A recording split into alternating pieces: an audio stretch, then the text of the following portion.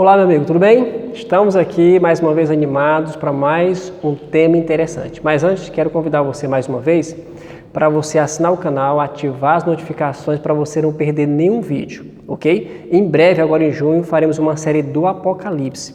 Você vai descobrir qual a marca da besta. E aí, seria o chip? As 7 igrejas, os 7 selos, trombetas, quem é Babilônia, você não pode perder. Então assine o canal. O tema de hoje é o dom de línguas. É um tema relativamente polêmico. Mas o que a Bíblia fala sobre o verdadeiro dom de línguas? Ele é necessário hoje? Qual o verdadeiro dom de línguas? E aí, o que você acha? Vamos ver na Bíblia hoje o que ela fala sobre o verdadeiro dom de línguas. E eu convido você a abrir no primeiro livro, em Atos no capítulo 2. Olha só qual o contexto aqui. Jesus ascendeu aos céus, os discípulos ficaram em Jerusalém 10 dias em oração, em jejum, aguardando o derramamento do Espírito Santo. E no Pentecostes era uma festa religiosa, onde havia um ajuntamento de pessoas de várias regiões, de vários países, com línguas diferentes. Acompanhe comigo Atos no capítulo 2, olha só a leitura. Ao cumprir-se o dia de Pentecostes, estavam todos reunidos no mesmo lugar. A Bíblia fala que tinha mais ou menos em média 120 pessoas ali. De repente veio do céu um som, como de um vento impetuoso, e encheu toda a casa onde estavam assentados. E apareceram distribuídas entre eles línguas como de fogo, e pousou uma sobre cada um deles. Todos ficaram cheios do Espírito Santo e passaram a falar em outras línguas. Grave isso aqui, outras línguas, segundo o Espírito lhes concedia que falasse. Que mais? Verso 5. Ora, estavam habitando em Jerusalém judeus, homens piedosos, vindo de todas as nações debaixo do céu. Quando, pois, se fez ouvir aquela voz, afluiu a multidão, que se possuiu de perplexidade, porquanto cada um os ouvia falar na sua própria língua. Grave isso aí. Estavam, pois, atônitos e se admiravam, dizendo: Vede, não são, porventura, galileus, todos esses que estão aí falando? E como os ouvimos falar, cada um em nossa própria língua materna. Língua materna, grave aí. O que mais? Verso 9. Somos pardos, medos, elamitas e os naturais da Mesopotâmia, Judéia, Capadócia, Ponto e Ásia, da Frígia, da Panfilha, do Egito e das regiões da Líbia, nas imediações de Cirene, e romanos que aqui residem. Tá bom até aqui. Amigo, vamos lá. Atos, capítulo 2, aqui descreve o dom de línguas. Verdadeiro. Como eu disse, era uma festa religiosa, e ele tinha pessoas de várias localidades e pessoas de línguas diferentes. Amigo, analise o contexto aqui. Você vê o contexto que aqui as pessoas, ao ouvirem os discípulos falarem, elas falaram bem claras. Eles estão falando nossa língua materna, nossa própria língua materna. Interessante, né? Olha só. Aqui você não vê eles falando e as pessoas não entendendo. Aqui fala bem claro o texto que eles falavam em outra língua, que eles não conheciam. Olha só, entendeu? E eles conseguiam entender, as pessoas conseguiam entender o que eles falavam. O verdadeiro dom de língua aqui é bem claro, amigo. É o quê? Olha só, é a capacidade de falar outros idiomas sem os haver estudado em alguma escola. Com qual objetivo? De levar o evangelho aos estrangeiros. Então os discípulos só falavam ali a língua materna deles ali. Eles ficaram admirados. Como eles conseguem falar na nossa língua materna, sendo que eles são galileus, que só falam o idioma deles, são pessoas iletradas. Então os discípulos falavam em uma língua estrangeira e eles conseguiam entender. Então, amiga, aqui você vê que o verdadeiro dom de língua é falar um outro idioma que a pessoa não conhecia, mas que Deus os capacitou por necessidade para a pregação do Evangelho. Grave isso aí. Aqui está bem claro. Tinha pessoas de várias localidades, várias línguas, e eles conseguiam entender o que eles falavam. Ok? Vamos ver outro texto? Vamos continuar aprofundando nesse tema interessante. Segundo Pedro, no capítulo 3, verso 15 e 16. Acompanhe comigo aí. Aqui fala o seguinte: e tende por salvação a longanimidade de nosso Senhor, como igualmente o nosso amado irmão Paulo vos escreveu, segundo a sabedoria que lhes foi dada, ao falar acerca destes assuntos, como de fato costuma fazer em todas as suas epístolas, nas suas cartas, nas quais há certas coisas difíceis de entender, que os ignorantes e instáveis deturpam, quer dizer, pervertem, né? Como também deturpam as demais escrituras, para a própria destruição deles. Ou seja, é bem verdade que o apóstolo Pedro aqui fala que existem algumas coisas nas cartas de Paulo difíceis de entender, e que algumas pessoas ignorantes ou com má intenções manipulam isso aí, perverte. O texto fala uma coisa e a pessoa fala outra totalmente diferente, entendeu? Então isso aqui já é comprovado que as pessoas pegam o texto e tiram do contexto e faz uma confusão tremenda. Com esse dom de línguas aí, o pessoal falando coisas que você não entende nada, sendo que vimos em Atos 2 que o dom de línguas é o falar em uma língua estrangeira que você não conhece, mas com o objetivo de pregar o Evangelho. Ou qual é o objetivo? Numa igreja que só tem brasileiros, para que vai se falar em línguas? Entendeu? Agora vamos para um texto um pouco polêmico, em 1 Coríntios, no capítulo 14, olha só. Esse texto aqui, ele, por muitos irmãos, né, evangélicos, em muitas igrejas, né, talvez tenham boas intenções, a gente não está aqui para julgar igreja A ou igreja B, mas esse texto aqui, em 1 Coríntios 14, as pessoas pegam e pervertem o verdadeiro dom de línguas, especialmente o verso 2. Acompanhe comigo. 1 Coríntios, capítulo 14, vamos explicar cada detalhe. Primeiro verso 1 ao 3. Olha só. Segui o amor e procurai com zelo os dons espirituais, mas principalmente que profetizeis. Pois quem fala em outra língua não fala a homens, senão a Deus, visto que ninguém o entende e em espírito fala mistérios. Esse é o verso controvertido no mundo religioso. Mas o que profetiza fala aos homens, edificando, exortando e consolando. Amigo, vamos entender aqui o contexto. Primeiro, se você pesquisar, a igreja de Corinto era uma igreja problemática, onde tinha adultério, onde tinha fornicação, onde tinha maledicência, onde tinham falar mal do irmão. Era uma igreja problemática, entendeu? Então Paulo escreve para essa igreja nesse contexto, e você vai ver o capítulo 14, Paulo está tentando organizar o culto, organizar toda aquela bagunça sobre a questão do falar em outras línguas. Outra coisa, a cidade de Corinto era uma cidade litorânea, era uma cidade turística, onde pessoas de várias regiões, várias nações, várias línguas por ali passavam, ok? Então era comum pessoas de várias línguas estarem naquela cidade e, consequentemente, naquela igreja de Corinto. Então, naquele culto, naquele local, tinha pessoas de várias regiões. Esse é o contexto, ok? Paulo, aqui no versículo 1, ele incentiva você a dar prioridade para o dom de profetizar. Quer dizer, estudar a Bíblia, examinar as profecias, algo que edifica mais a igreja. Agora vamos entender essa questão do verso 2. Olha só aqui, ó. Pois quem fala em outra língua, tem umas versões que fala língua estranha. Se você for lá em Ezequiel, você pode ir com mais calma, Ezequiel capítulo 3, versos 5 e 6, lá fala que a língua estranha, Ezequiel 3, versos 5 e 6, que a língua estranha é um outro idioma estrangeiro. Essa palavra estranha, ela nem existe no original, amigo. No original grego, o qual foi escrito no Novo Testamento. Na verdade, o certo é outra língua estrangeira, como fala em Ezequiel. Essa palavra língua estranha não tem no original. Entendeu? Como você pega um texto e tira do contexto. Se você ler todo o capítulo 14 de 1 Coríntios, você vai ver que Paulo, ele não está incentivando aquilo ali, não. Ele está organizando o culto daquela igreja ali. Entendeu? E o contexto não está falando daquilo ali. Certo? Vamos lá.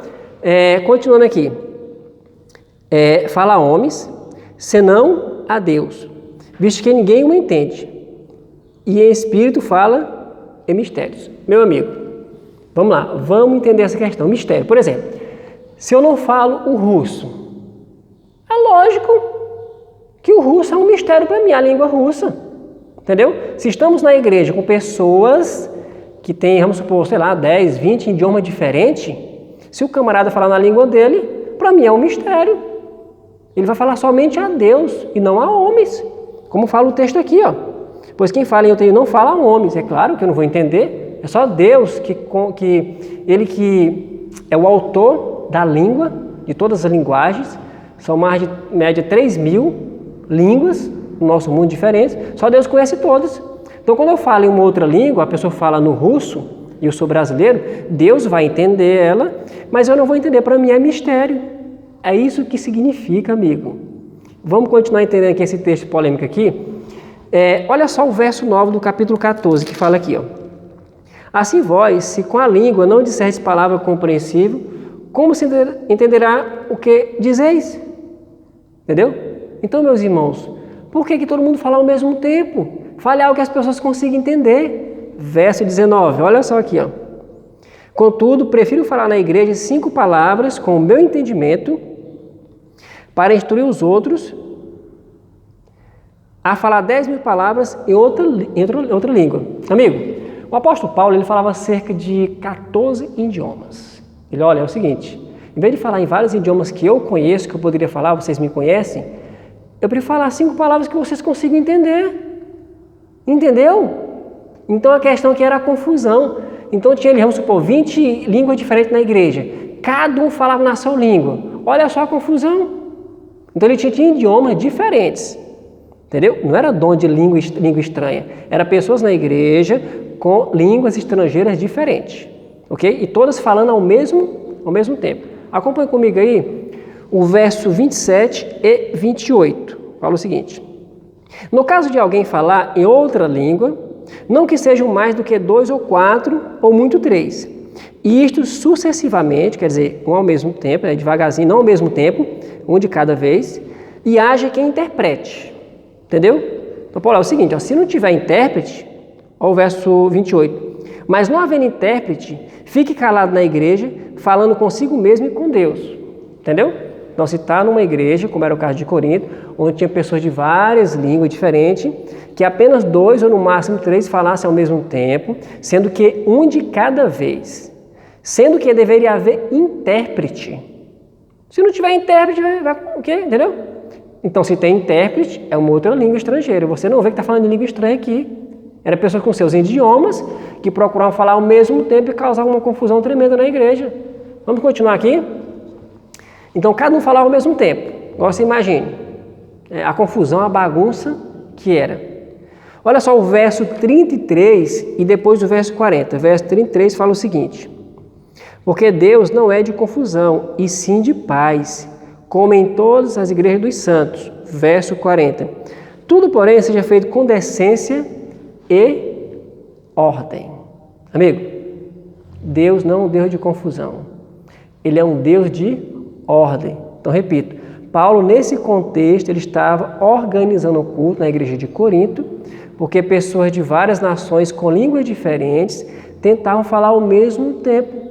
Então, virava uma bagunça. Então, o culto na igreja tem que ter organização. E a pessoa, mesmo todos falando só na língua, no português, se todos falar ao mesmo tempo, se não tiver uma ordem, uma sequência no culto, dá bagunça. Agora, você imagina uma igreja com 200 membros, onde tem ali 10 idiomas diferentes, todos falando a mesma coisa. Tem aqui os cantores na frente, entendeu? 5 cantores, e cada um cantando numa língua diferente. Olha só a bagunça, entendeu? Se não tiver intérprete, esse era o contexto, amigo, que não é língua estranha não, que ninguém entendia não. Então, repito a frase. Olha só essa frase interessante. Deus, ele dá capacidade para falar outros idiomas sem que a pessoa não tenha estudado em nenhuma escola. Então, o verdadeiro dom de língua é você falar em outros idiomas sem os haver estudado em nenhuma escola. E com qual objetivo? O falar em línguas, em outro idioma. A pregação do Evangelho. Amigo, o verdadeiro dom de língua, repito, é você falar um outro idioma de outra nação que você não conhece, mas que tem o objetivo de pregar o Evangelho e que todos entendam. Entendeu? Não é falar coisa que as pessoas não entendem. Entendeu? Vamos continuar aqui. Então, qual a necessidade de falar, como eu já disse, é o português, onde só tem brasileiros, só tem português. Entendeu? A bagunça que as pessoas fazem, uma coisa que na classificação dos dons está lá na última categoria. Então, Paulo falou, prefiro o dom de profecia, prefiro estudar a Bíblia em si, tal como ela é, as profecias. Vamos lá? Outra pergunta, uma curiosidade. Homens cheios do Espírito Santo, que não falaram em línguas. Você vai ver agora, eu vou mencionar alguns homens que foram cheios do Espírito Santo e em nenhum momento a Bíblia fala que eles falaram em línguas. Moisés, foi cheio do Espírito Santo ou não foi? O homem mais manso da terra, amigo, conduziu o povo ali no deserto até a terra prometida, sendo que o mesmo não entrou, devido ao seu pecado lá, tal, quando feriu a rocha. Entendeu? Elias era cheio do Espírito Santo ou não era? Era. Ele falou em línguas? Não falou. Jó, o homem que venceu Satanás, o homem ali que perdeu tudo, até a saúde, e mesmo assim não blasfemou de Deus, era cheio do Espírito Santo ou não era? Era. Falou em línguas? Não. Então o fato da pessoa ser cheio do Espírito Santo não quer dizer que ele vai falar em línguas. Entendeu? João Batista, um grande homem de Deus que preparou o caminho do Messias ali, cheio do Espírito Santo. Falou em línguas? Não falou em línguas. Entendeu? Então, no contexto hoje religioso, evangélico, as pessoas acham que só tem o Espírito Santo que fala em línguas estranhas, enrolando a língua. Nada a ver. Nada a ver. Ok? Jesus, ele era cheio do Espírito Santo ou não era? Ele falou em línguas alguma vez? Nenhuma vez, amigo. Os grandes homens de Deus não falaram em línguas. Entendeu? Poucas passagens falam sobre o dom de línguas aqui, em Atos. Ok? Mas uma outra língua estrangeira que você não conhece, não línguas estranhas. E grandes homens de Deus, inclusive Jesus, cheio do Espírito Santo, não falaram em línguas porque não era necessário. Se for necessário falar outro idioma, eles tinham falado. Aí alguns falam, mas a língua de anjos. Língua de anjos? Amigo, quando os anjos falavam na Bíblia, as pessoas entendiam ou não? Quando dois anjos e um terceiro, que era Jesus, apareceu a Abraão, quando eles falaram para Abraão, Abraão entendeu ou não entendeu? É claro que entendeu. Manoá, olha Manoá, a esposa vai ficar grávida e tal, o filho vai ser consagrado a Deus. Ele entendeu ou não entendeu? Entendeu. Quando o anjo apareceu para Maria, a mãe de Jesus, olha, você vai ficar grávida do Espírito Santo e tudo mais. Maria entendeu ou não entendeu? Quando os anjos falaram na Bíblia, meu amigo, para muitos autores da Bíblia, eles entenderam. Então não vem com essa ideia de que língua de anjos, que ninguém entende. Isso não existe na Bíblia. Ok? Os anjos falaram e eles entenderam. Você pode comparar com mais calma 1 Reis, capítulo 19, para não ficar muito longo o vídeo. 1 Reis 19, verso 11 ao 13. Elias, fugindo da malvada Jezabel, ele entrou em uma caverna, ficou escondido com medo. E Deus ali falou, Elias, o que está fazendo aí, Elias? A Bíblia fala que veio um forte vento, Deus não estava no vento. Veio um forte terremoto, Deus não estava naquele terremoto. Veio um fogo, Deus não estava no fogo. E a Bíblia usa a palavra, veio um cício quer dizer uma voz tranquila, mansa e suave. E perguntou, Elias, o que tu fazes aqui? Deus estava naquela voz mansa, suave e tranquila. Amigo, Deus não é um Deus de confusão. O Espírito Santo é suave, é tranquilo. Ele não habita no meio de agitação. Entendeu? Você pode conferir também um texto interessante. Em Atos 5, verso 32, lá fala que o Espírito Santo é dado somente para aqueles que lhe obedecem. E olha só esse texto aqui. Lucas, acompanhe comigo, Lucas, capítulo 4, verso 18. Jesus disse, o Espírito do Senhor está sobre mim, pelo que me ungiu para evangelizar os pobres, enviou-me para proclamar libertação aos cativos e restauração da vista aos cegos, para pôr em liberdade os oprimidos. Amigo, Jesus tinha o Espírito Santo ou não tinha? Nunca falou em línguas. Ele falou, o Espírito do Senhor, o Espírito Santo está sobre mim. Mas não é para falar em línguas. Ele está sob mim para fazer o quê? Para me pregar o evangelho de que maneiras? Aqui falou, olha, evangelizar os pobres, é para isso que serve o Espírito Santo. Libertação aos cativos, é para isso que serve o Espírito Santo. Restaurar a vista dos cegos e pôr em liberdade os oprimidos de Satanás. Amigo, o Espírito Santo é para isso, é para libertar. A função dele é libertar do pecado. Não é causar exaltação própria. Não é irmão pular, gritar, enrolar a língua e estar falando em línguas ali estranhas, não. Essa não é a função do Espírito Santo, amigo. E outra coisa, se você vê toda vez que Jesus ia curar alguém, a multidão parava, havia um silêncio e Deus agia. Deus age no silêncio, na calmaria. Onde tem agitação, bagunça, zoada, desordem, como na igreja de Corinto, o Espírito Santo ele não habita. Porque Deus não é Deus de confusão. É uma voz mansa, suave, tranquila. E Jesus era cheio do Espírito Santo. No entanto, era manso, humilde.